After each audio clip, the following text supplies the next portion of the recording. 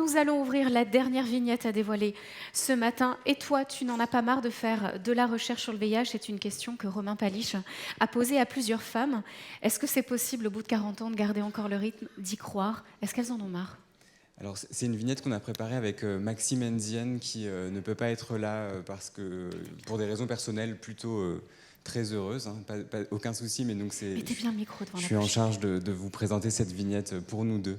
En fait, cette question, c'est une question auquel Maxime et moi, on a déjà nous-mêmes été confrontés, alors qu'on ne fait pas de la recherche sur le VIH depuis très longtemps.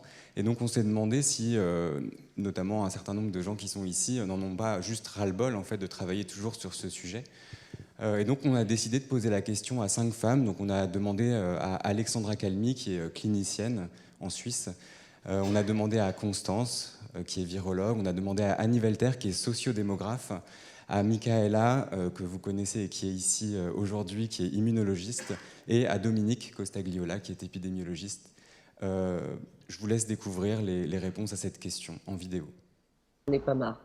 Il y a sur le plan scientifique, où on est toujours remis en question. On a beaucoup travaillé sur la résistance, on a travaillé sur la transmission, on a travaillé donc sur les contrôles de la transmission avec la PrEP. On travaille maintenant sur la cure, le réservoir, les nouvelles approches. Donc sur le plan scientifique, il n'y a pas de quoi en avoir marre, ça reste très innovant et on a encore beaucoup de choses à faire.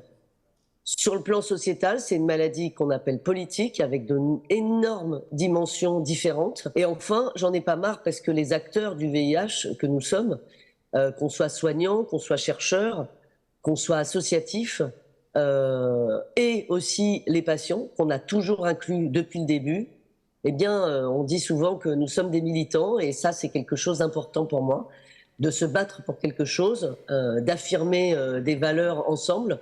Et je pense que j'aimerais bien transmettre ça aux générations futures. Et pour moi, de travailler sur l'infection du VIH reste un modèle unique. En fait, moi, ce qui m'intéresse, c'est vraiment l'opportunité de monter des recherches pluridisciplinaires et vraiment l'occasion de rencontrer des tas de gens qui sont tous très impliqués dans la cause. Il y a eu des tas d'avancées depuis 40 ans. Les traitements, l'avancée aussi sur la stigmatisation, mais il y a encore beaucoup de choses à faire.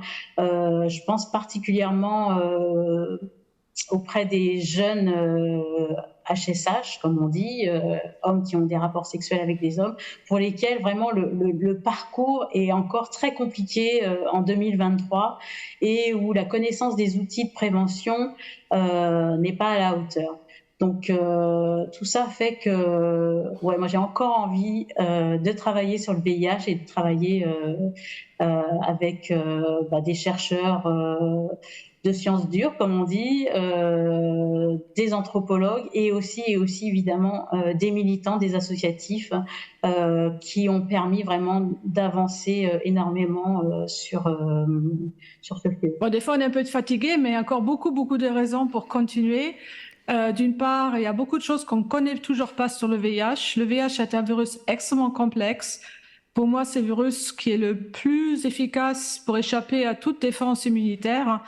Et donc, en fait, il faut continuer. Et on a vu dans le passé que des connaissances qu'on a obtenues sur les mécanismes peuvent aboutir à des applications, que ce soit parce qu'on a mieux compris le cycle de réplication qui peut donner base à l'origine à de nouveaux médicaments, ou des recherches de mutations dans le génome qui peuvent aboutir à de nouvelles thérapies. On l'a vu pour les premiers cas de guérison du VIH, même si les mécanismes ne sont toujours pas bien compris. On sait aussi qu'il y a eu au moins 13 transmissions du VIH de l'animal à l'homme. On n'est pas à l'abri d'une nouvelle émergence, mais j'espère qu'il n'y en aura pas, bien sûr. On sait aussi que les recherches sur le VIH ont servi au combat d'autres virus, que ce soit dans le développement des antiviraux ou les technologies des vaccins. Donc, tant que aussi on n'est toujours pas, à l'espérance de vie identique à des personnes vivant sans VIH, je pense qu'il faut mieux comprendre les mécanismes à l'origine de l'inflammation résiduelle. Déjà, disons dans les premières années, qui c'était quand même des années noires. Moi, un déterminant majeur, c'était j'avais très tôt des réunions avec les représentants des associations.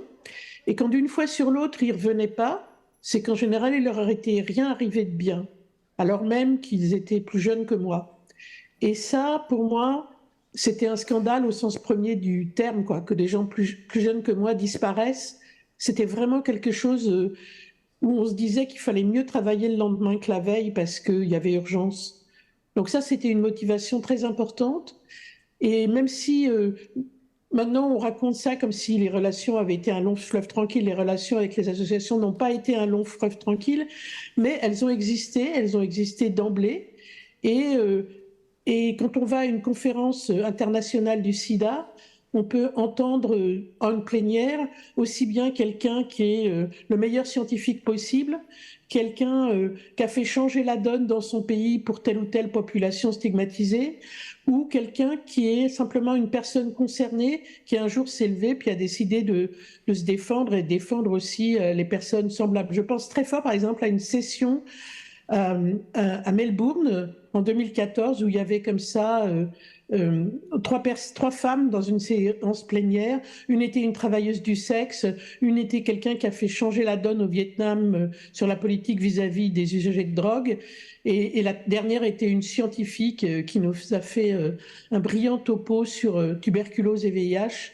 Et le côté de pouvoir voir dans une même session ces trois aspects-là, ça c'est vraiment quelque chose qui est et qui reste unique, je pense, dans la recherche sur le VIH. J'en ai absolument pas marre. Je trouve que le VIH a été vraiment un modèle pour la recherche clinique, pour l'ensemble des maladies, par exemple, virologiques émergentes, mais pas seulement. Donc on voit bien que le modèle de la recherche du VIH a été extrêmement utile quand il s'agit de construire des modèles de recherche, que ce soit pour le Covid ou par exemple pour la variole du singe.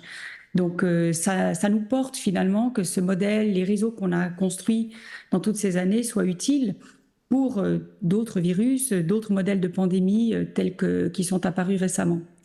Et puis je dirais quand même, Maxime, tant qu'on n'a pas réussi à guérir le VIH, il y aura toujours besoin de la recherche, parce que je ne crois pas qu'on pourra arriver à une déstigmatisation complète de cette maladie, de cette infection, sans avoir une possibilité de dire aux gens qu'ils peuvent vivre sans traitement, qu'ils peuvent vivre sans injection. Donc j'espère qu'on arrivera à un moment donné à pouvoir dire à tout le monde que la recherche médicale a contribué à déstigmatiser le VIH. Alors ça serait ça ma réponse, et je pense que tant qu'on n'a pas obtenu ça, Maxime, on n'en aura jamais marre de faire de la recherche sur le VIH.